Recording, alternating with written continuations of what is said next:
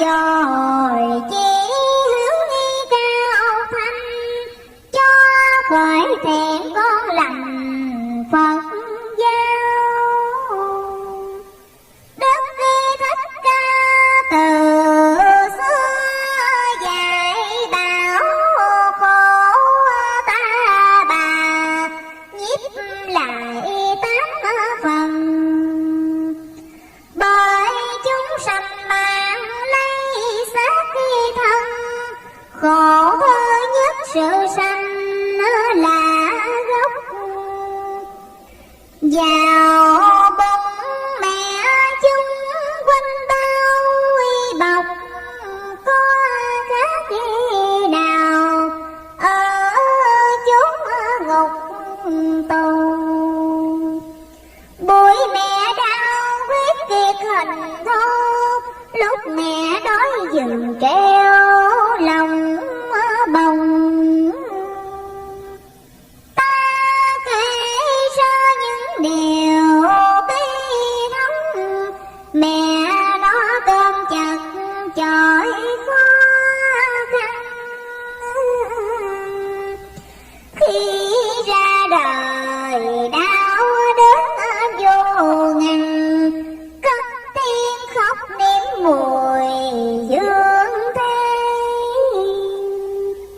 Đoạn lão khổ thứ nhị sinh kể, từ trẻ thơ đến tuổi thành nhân. Hết tráng cường đến lúc mòn thân, răng lần rụng lưng cong gối mỏi.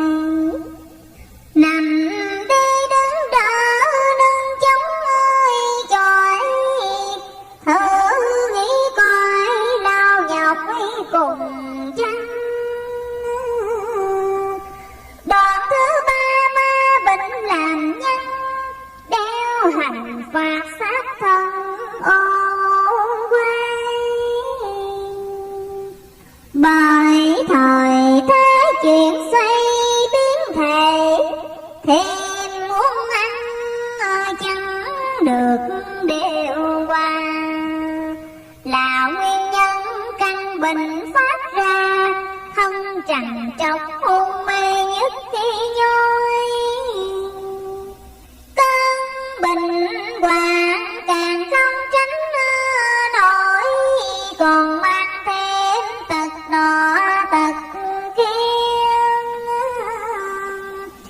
Rồi từ đây đến lúc chia lìa, đoạn tử khổ thứ tư phân dài.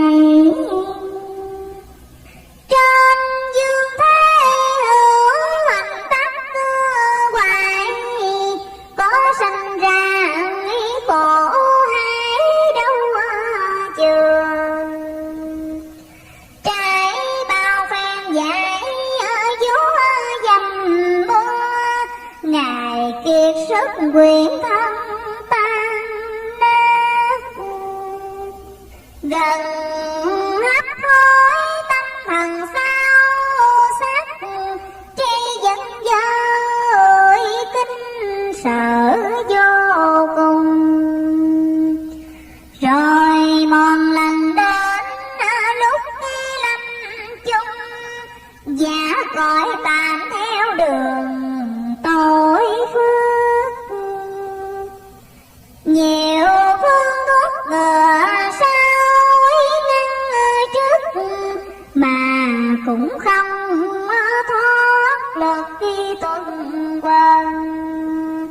Dầu ở nơi cùng cốc thâm sơn, chẳng trốn lánh tử thần cho khỏi. Đoạn thứ năm nghĩ suy, tìm tội cầu chẳng thành, nhưng vì khi thích an. Người trên đời ai cũng lòng tham, muốn phước thọ phẩm hàm tiền của. Nào giờ để hậu sinh là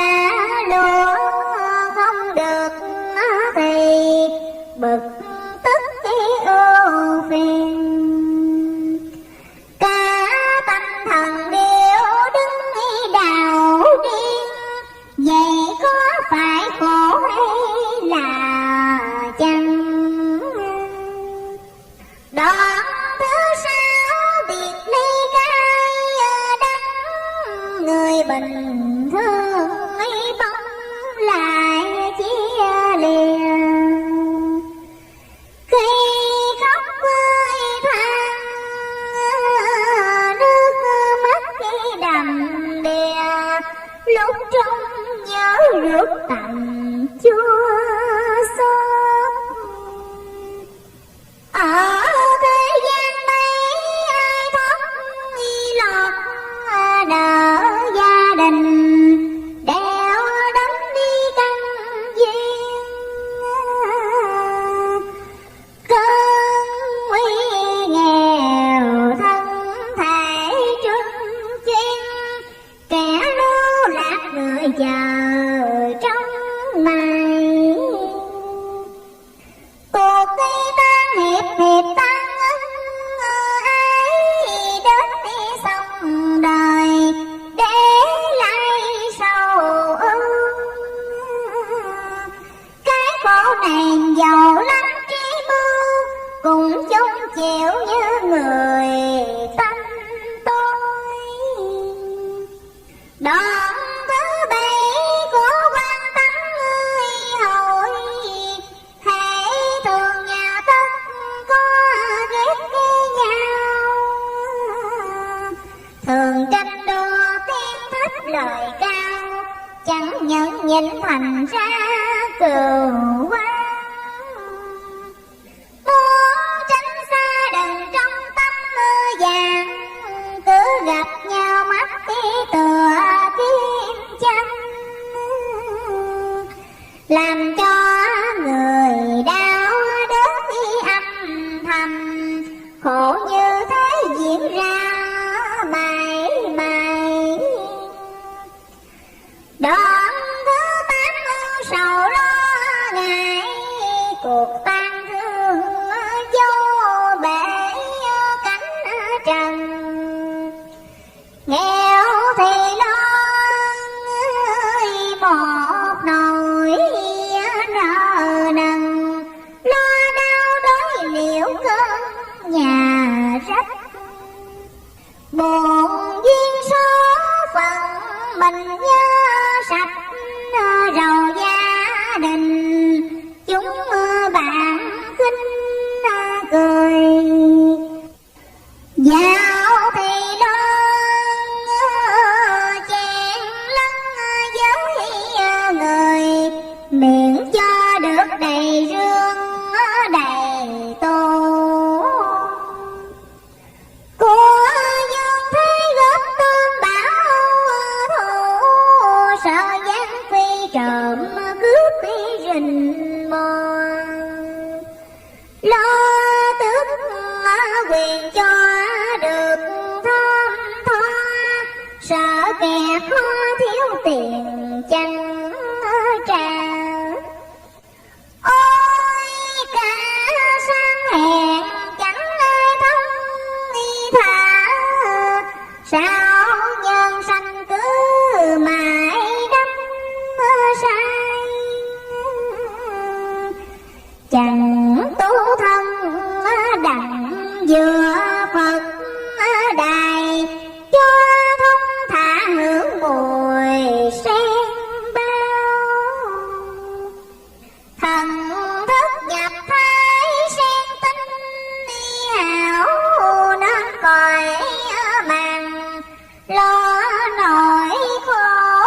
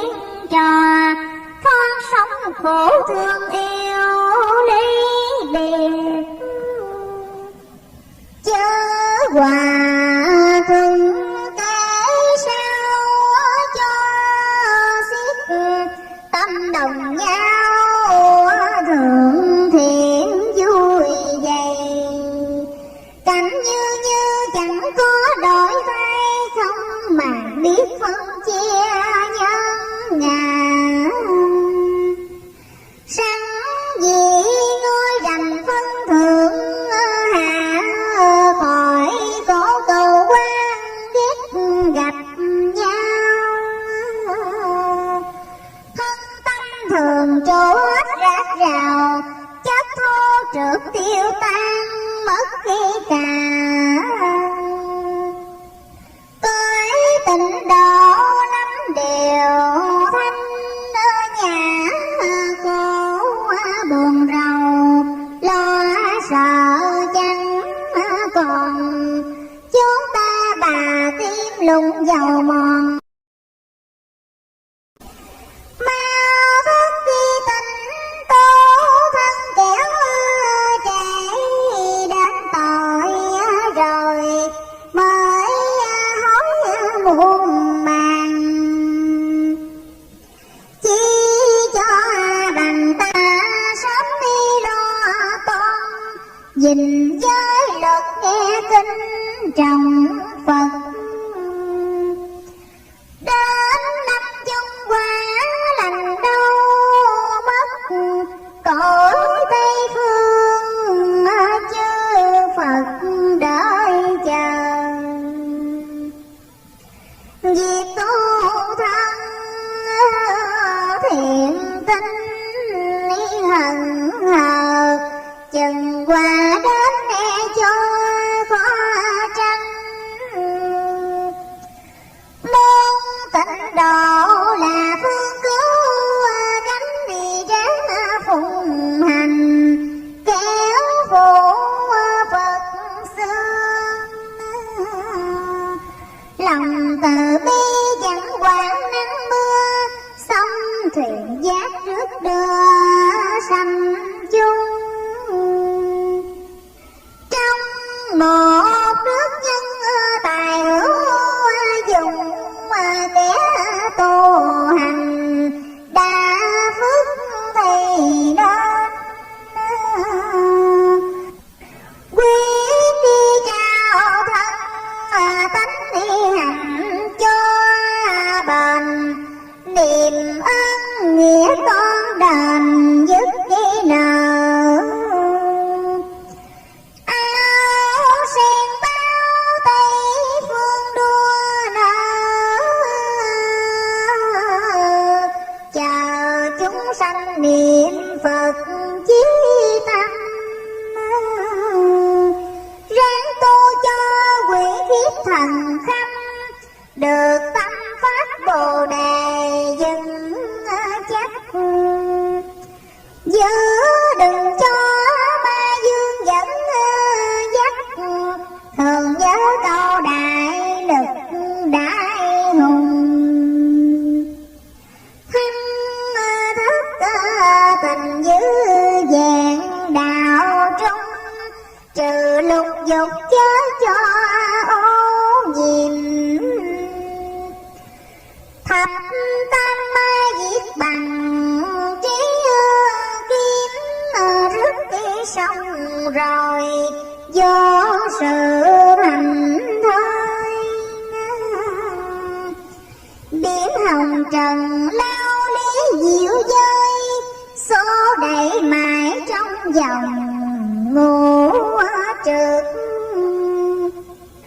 Thân hôi tanh mũi rồi đón rước. Tim nhọt u ghé lá phong cười. Đâu lúc nào toàn vẹn yên vui. Là kiếp trước ta xin kể trước. Dòm việc quấy ngắm đèo bão ngược mắt đi trong vào những chỗ đê hèn. Nào được xem cảnh báo đài sen. Nghe tiếng trượt giải ra như vậy. Trí dân dơ tưởng đó nhớ đây. Thiết mưu kế tuân bề thành thôi. Ghi thù quán chướng đều đáp cơi đôi. Nên ma phiền nào trượt đắm xa vật các loài cắn bờ ám làm điều dại dột. Chúng sanh trượt ta đã kể nốt, còn thứ năm là mạng trượt nghi trung.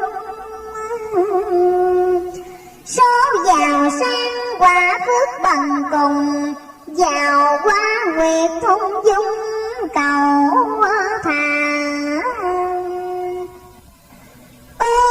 Đẹp mắt bên điều mới là sang quay quyền, hối lộ gần xa.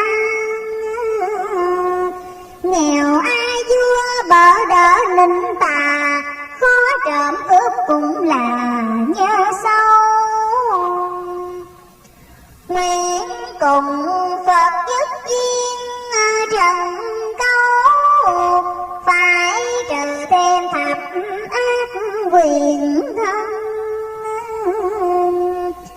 Khuyên nữ nam ơi suy nghiệm ân cần, ác nói khẩu nhất là lương thiệt.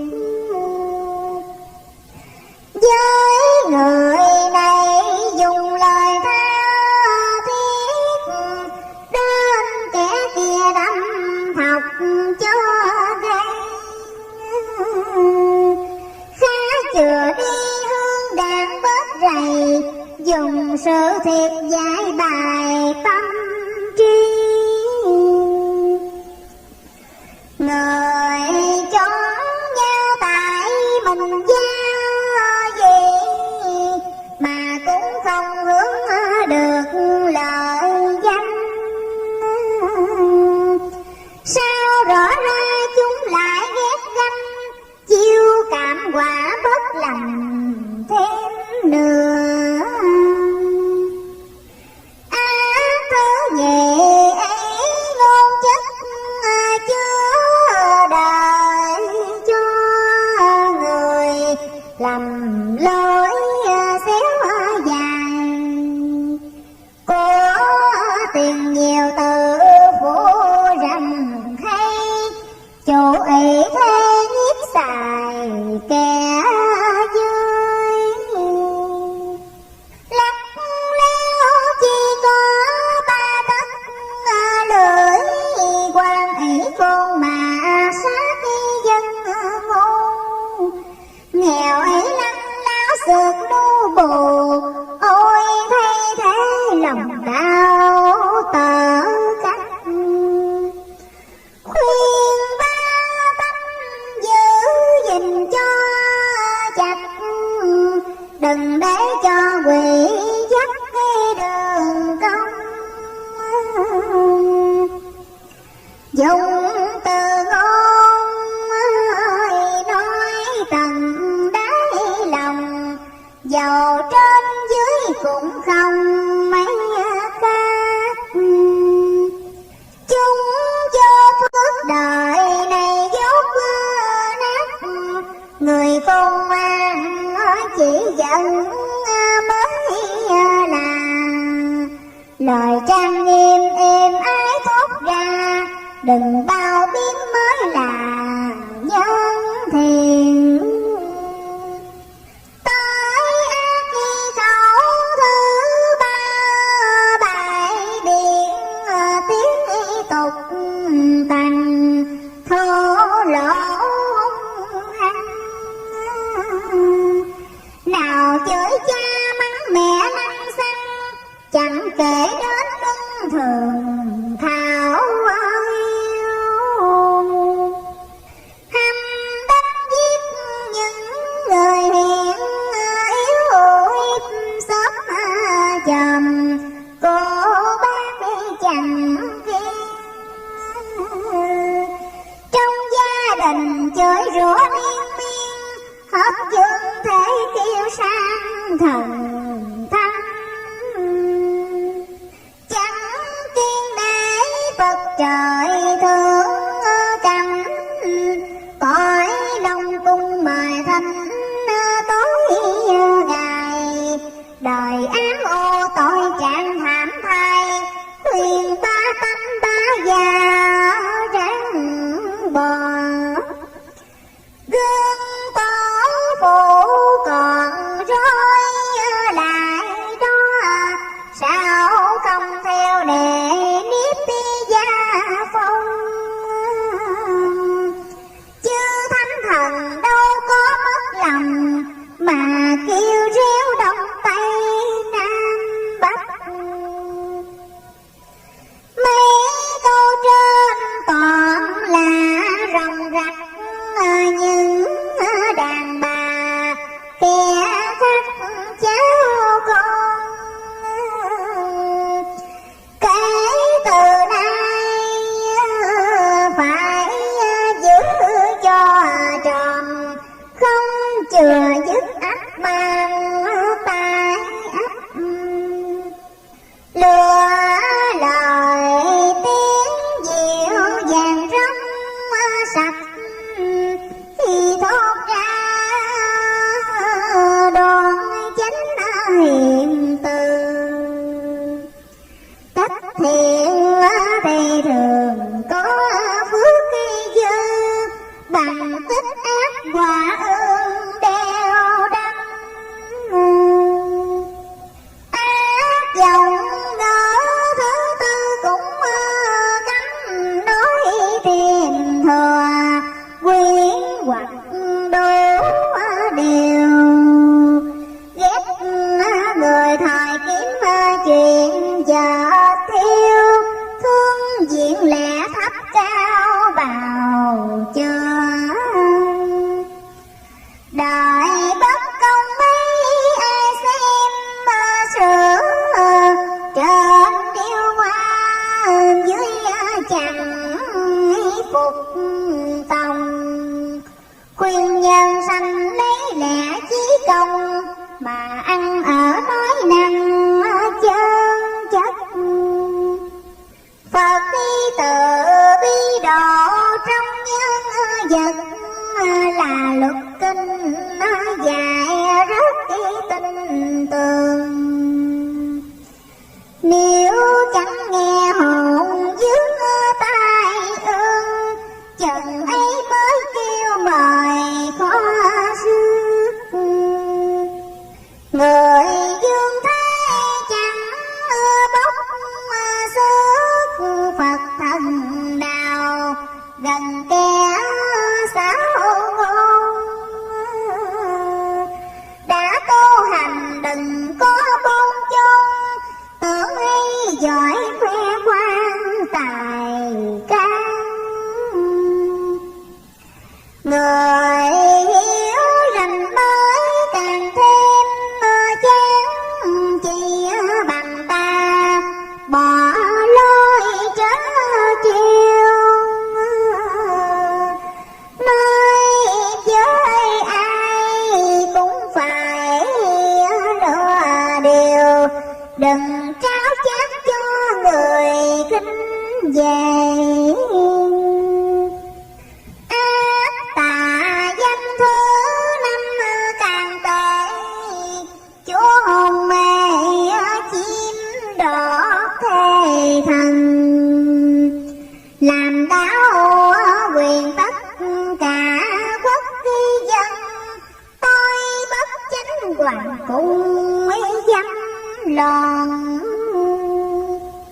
Tội lỗi diễn nhiều thảm mơ tràn, từ xưa nay trời đất đi đâu dung. Giàu của nhiều danh hiếp bần cùng, quan lân thế dầm ô dân khô. Trai điều lãnh điều này nên đi bỏ, đừng phá trinh hại tí nữ nhân. Gái lăng lơn tiếng quyến lời đần, qua có chủ đèo bồng tình mới. Cất tiếng gọi nữ nam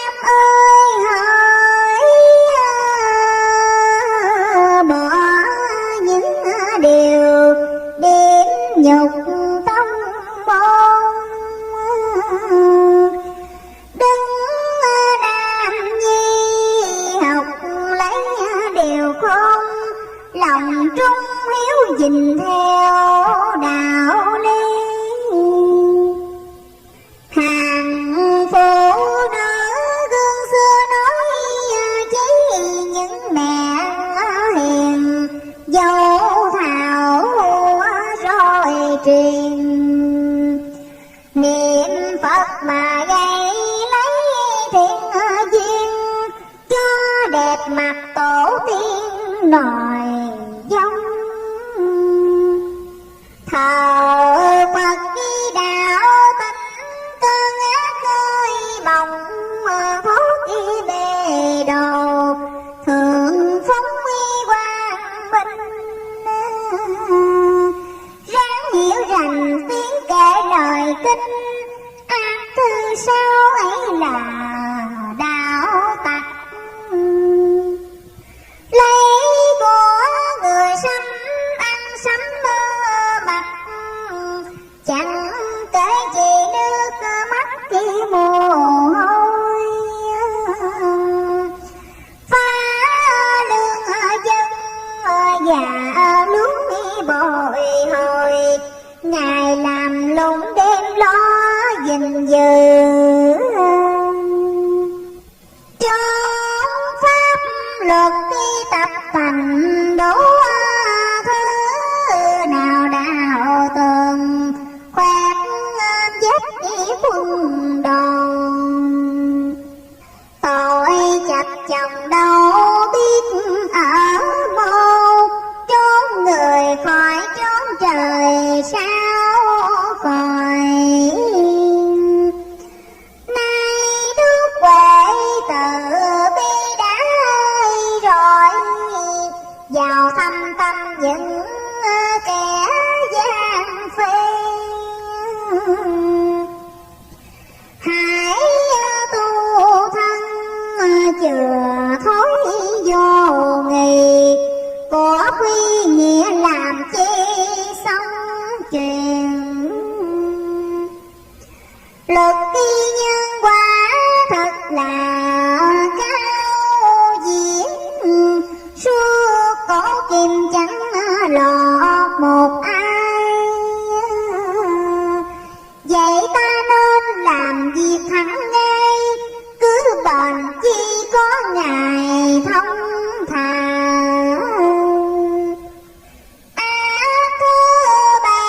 Sát nhân gây dạ, tánh hung hăng đâm chém chặt bầm. Chất chứa đều hung dữ trong tâm, chờ đắc thế ra tay hạ sát. Giết đến đây đồng lòng rạo rạc, găm nhiều người bội bạc thâm ân. Nào kể chi là đạo quân thần, tôi giết chúa con đành sát cái phù. Lúc nguy cơ tơ bông, hại chủ trò giết thầy, tội ấy đáng không.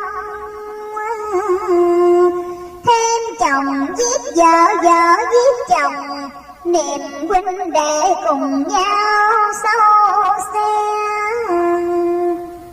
Cũng hiếm lúc con còn giết mẹ, dành của tiền cốt nhục giết nhau. Tranh lợi danh giết lẫn đồng bào, tình nhân loại phân chia yểm bách. Giết sanh vật đầy lòng kiêu cách, tưởng rằng mình như thế là ngoan. Khuyên ba gia ba tánh diệt đàn, chớ sát hại mạng người như thế. Bớt giết vật đằng mà cũng tế găm thánh thần, đâu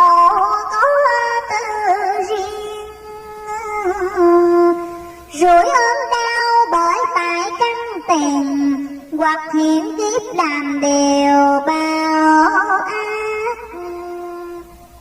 Phải ăn năn phước điện tạo tác, lo thuốc thang khẩn giấy Phật trời.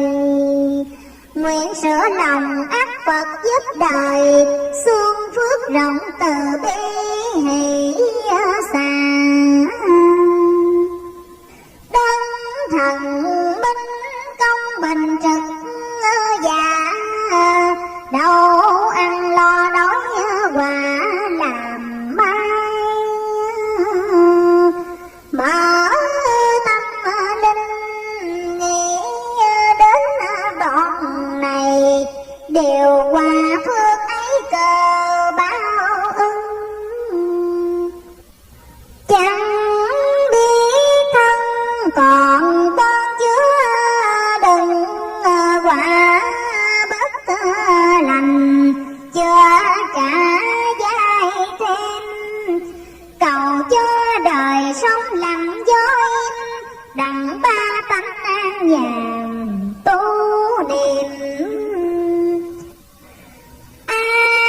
Thứ tám là lòng tham hiểm, muốn bao gồm của thế một mình. Tham nhà cao cửa rộng thân vinh, tham vườn ruộng cò bay thẳng tiên. Thấy của người thèm khô nước miếng, tình làm sao lường gạt lấy đi. Sẵn tôi tham bất cứ chuyện gì, giàu xấu tốt cũng là dồn chưa. Nhớ lời Phật khi xưa dạy, sửa của thế trần như mật dính dao. Kẻ tham ăn kê miệng liếm vào, chừng đứt lưỡi mới là hối hận. Tham có tạm làm điều tàn nhẫn, nhắm mắt rồi đâu có mang theo. Tham tiền tài thường dương nạn nghèo, tham sắc đẹp nhà tan cửa nát. Lúc đi tận số nằm cho một người xác, gầm kim tiền bội bạc bất tài. Không làm cho ta được sống dai, lại chẳng bước tiện đưa một bước. Thà nghèo thanh hương giàu bà trực, lo dung trồng tội phước về sau. Muốn trừ tham phải liệu cách nào, phải cố thấy việc lòng ít kỳ. Tâm chánh niệm thường thường suy nghĩ, vật ở trần như bọt nước lan mây. Thân ta còn dài đó bay đây, của ấy cũng khi tan khi hiệp. Ác thứ chính hận sân lừng tiếp, lửa trong tâm chẳng đốt mà lừng. Nói lối định đâu có định chừng, cho ta biết mà con giữ trước. Tâm sân nộ thường làm bão ngược đến loài người ở cõi thế gian. Giận hờn nhau thù oán dễ tràn, mới có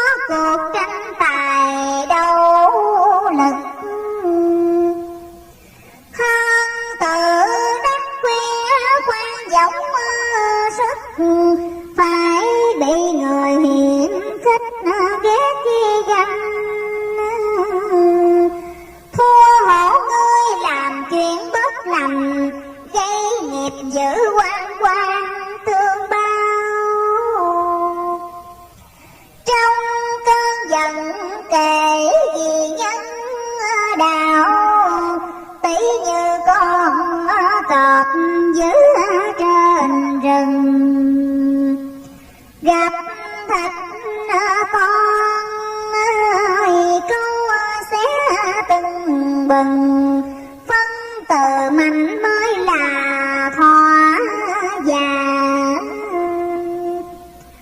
Việc được nó tâm trần thông thả, ta thường nên tập tính đi khoan dung.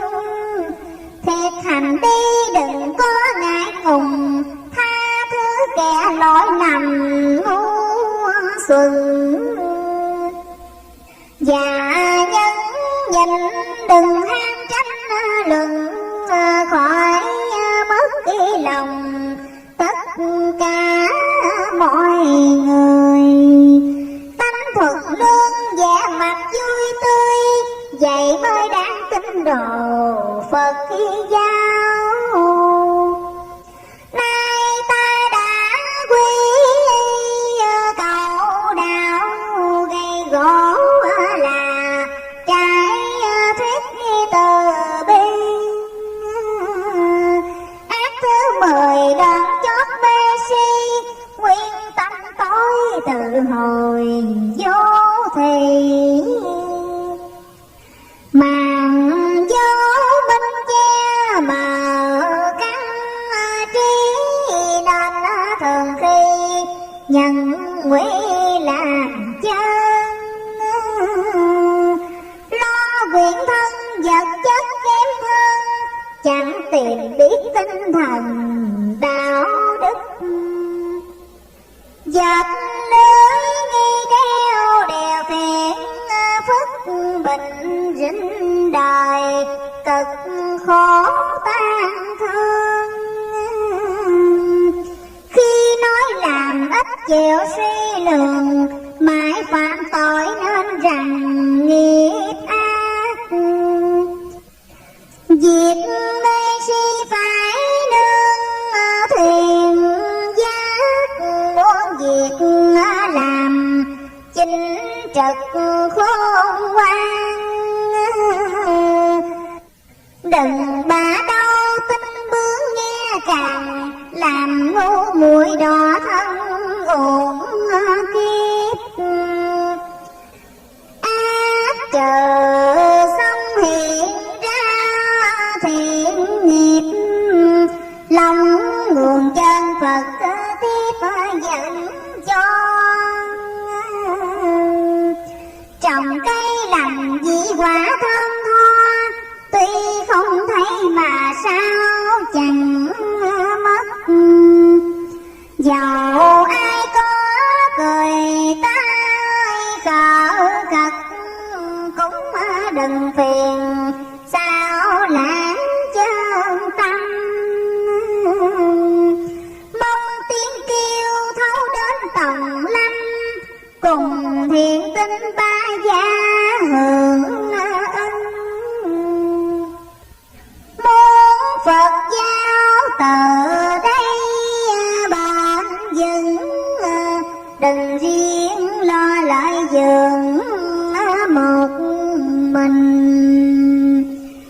Nếu xuất gia thì phải hy sinh cả vật chất tinh thần lo đạo. Chớ giả dối mà mang sắc cơi áo, mượn bồ đề chuối hột lệ người, làm cho dân khinh dễ ngạo cười. Tội lỗi ấy luật nào dung thứ, tôi còn ham trái to đáng bự, đặng thế gian dừng cúng bạc tiền. Dối rằng lo tu bổ chùa chiền, mà làm của xài riêng cho thỏa. Bảo làm sao dân không sai ngã, nghe lời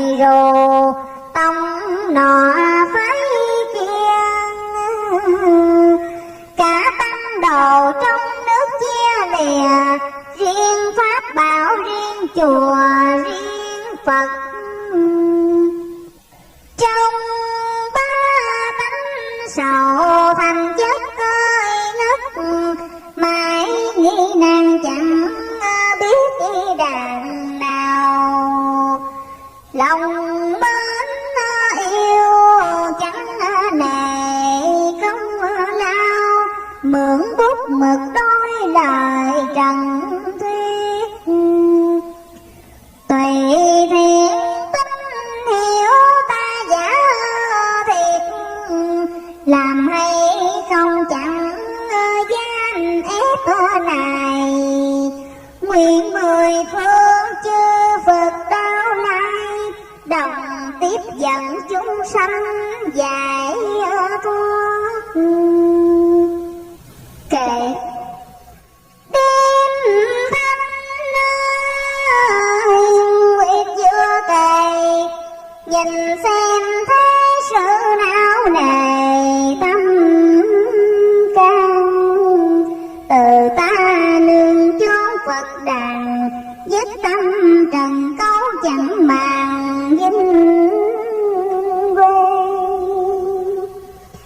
Trần quang thiên tính còn may, thêm lời dục thúc gọi về đàn thu. Dốc lòng dạch ngút mây mù, đặng diệu ba tánh đường tu chen vào. Lời này càng có âm hào, để truyền hậu thế vàng thao lộc lừa. Tu cầu thuận gió hòa mưa, an hòa nhân vật phước thừa trời ban. Tu cầu thoát chốn gian nan, cầu trong chữ quốc chữ ban giao hòa. Tu cầu yên nước lợi nhà, cửu quyền thích tổ diêm la thoát hình. Tu cầu Phật quá tánh tình, lưới mê chẳng buộc nghe mình tiêu dao. Tu cầu cửa Phật đặng vào, gót sen thông thả xiết bao thanh nhàn. Tu cầu bệnh tật tiêu tan, từ bi xa Phật ban phép lành. Tu cầu thoát khỏi tử sanh, nương theo Phật quốc lợi lành hằng. Cõi trần đừng đắm ngựa xe, đeo tuồng mong quyến lập lè sắc. Tu cầu trăm họ hiền lương, đồng thanh niệm Phật tan chẳng còn. Tu cầu gia đạo dương tròn, chồng hòa vợ thuận cháu con thảo hiền. Tu cầu thoát khỏi xích xiềng, vừa kề chân Phật xa miền trần lao. Tu cầu trong hết bình đào, gặp đời bình tri xiết bao vui dày. Mắt nhìn chư Phật đông dày, thành vàng miệng ngọc trò thầy đăng tiên. Ai mà muốn đặng phước duyên, nghe lời khuyên thiên lòng liền phát tâm. Tu cho rõ mối quyền thâm, quy đầu Phật pháp khỏi lâm tai nạn. Phước đức quý bát vàng, những người bạc ác giàu sang ít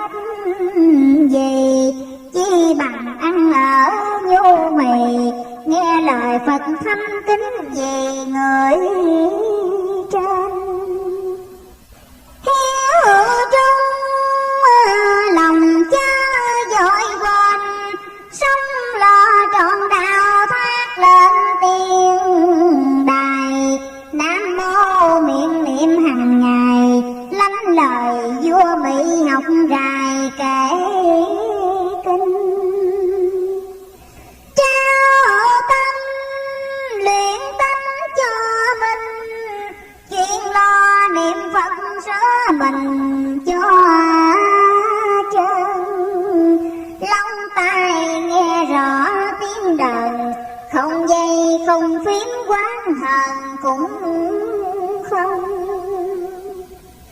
Đợn tay rồi lại đợn đông, trách chồng ba tánh gặp sông bên nguồn. Phàm trần như chỉ rối cuồng, mà còn sai đắm theo tuồng lặng lời lành mắt lấp tai cơ, đua theo vật chất hân hờ đàn tiên. Hô sâu tình dục lại ghiền, ghiền cho đến lúc chung khiến quan tài. Nhắm mắt cùng nắm hai tay, đâu đem tiền của đem rài hậu non. Chỉ có tội phước hỡi còn, đến nơi thẩm phán cửa son diêm đài. Phước nhiều tiên cảnh đến dài, tội nhiều xa đó nhiều ngày thảm thế. Chừng ấy mới biết chỉnh ghê, ăn năn chẳng kịp khó bề tính toan. Ngày nay sớm đến Phật đàn, tu cầu chư Phật cứu an linh hồn. Tội tiêu phước hưởng trường tồn, không còn mắc nẻo dài khốn luân hồi. Thấy đời khó nổi yên ngồi, thêm lời thầy nhắc một hồi thấp cao.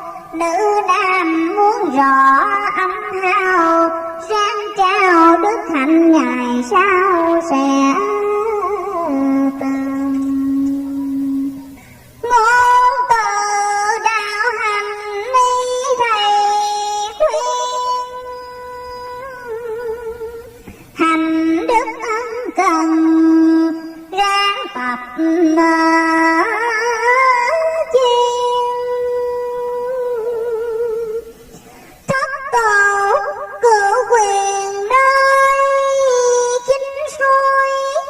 mỉa mai xa lạnh sao đường duyên. Vô thượng thầm thâm dễ truyền, danh ngôn chép để rạch đàn tiên. Cư gia tịnh độ tâm viên mãn, sĩ xuất văn từ